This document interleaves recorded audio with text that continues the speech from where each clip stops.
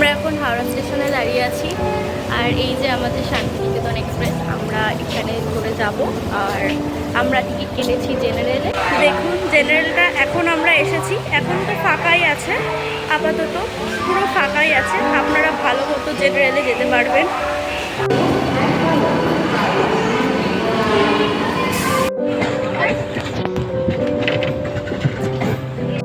আপনারা ট্রেনের সামনের দিকে চলে যাবেন, সামনের দিকে ফাঁকা পেয়ে যাবেন।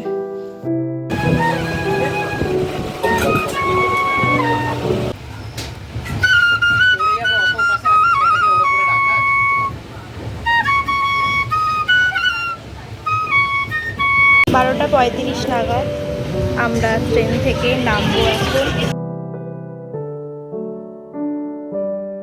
ট্রেন থেকে নেমে আমরা রওনা দিয়েছিলাম ভারত সেবাশ্রমের দিকে। আপনারা এখানে থাকবার জন্য আগে থেকেও রুম বুক করে নিতে পারেন, আবার ওখানে গিয়েও আপনারা বুক করতে পারেন। রুম প্রায় সবসময় অ্যাভেলেবেল পাওয়া যায়।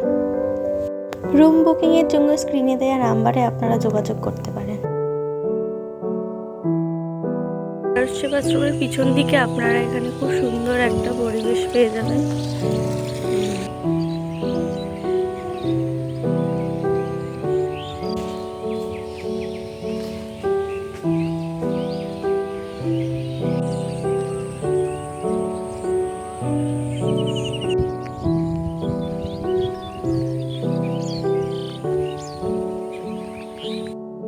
আপনারা এখানে খুবই পরিষ্কার পরিচ্ছন্ন রুম পেয়ে যাবেন।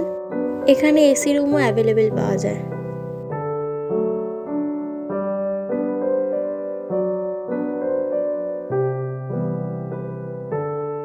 আমরা বিকেলবেলা এখন ঘুরতে বেরোচ্ছি।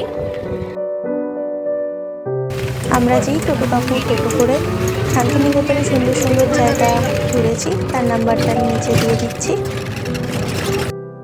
আমরা চলে গিয়েছিলাম রায়পুর রাজবাড়ি। এটি প্রায় 200 থেকে 250 বছরের পুরনো।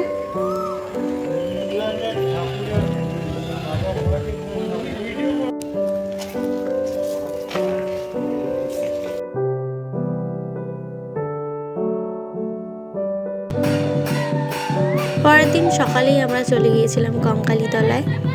এরপরে আমাদের প্ল্যানিং ছিল সৃজনশীল প্রোগ্রাম এবং বিশ্বভারতী আশেপাশটা ঘুরে দেখা। চলেছি কোপাই নদীর তীরে।